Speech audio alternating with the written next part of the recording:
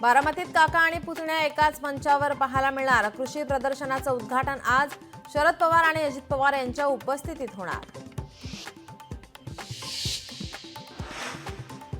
शिवसेनेच्या मंत्र्यांची आज दुपारी 3:30 वाजता बैठकीत शिवसेनेच्या मंत्र्यांचा कामाचा आढावा घेतला जाणार।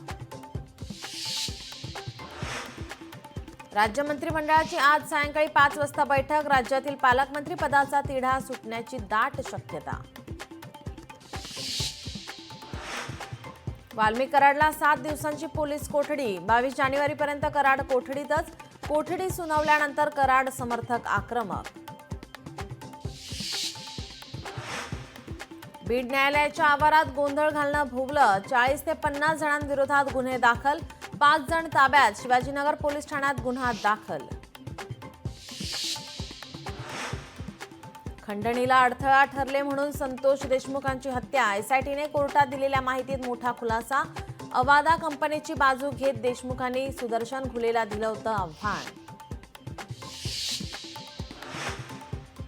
एका फोनवरून मकोका कसा लावू शकता? वाल्मिक कराडची पत्नी मंजिली कराडचा सवाल। सुरेश धस बजरंग सोनावणेची प्रकरण ही बाहेर काढणार।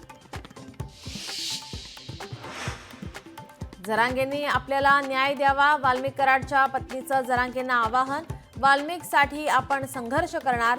मंजिली कराड यांची प्रतिक्रिया। धनंजय मुंडेंची टोळी दंगली घडवणारी। बीड हत्या प्रकरणात मनोज जरांगेंची टीका।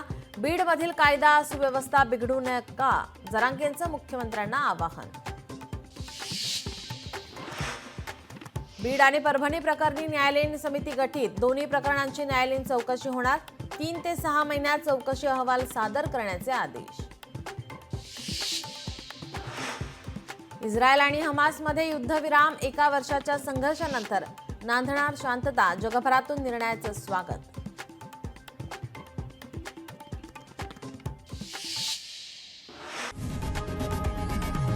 लोकशाही मराठी ऐका, पहा, जागरूक रहा।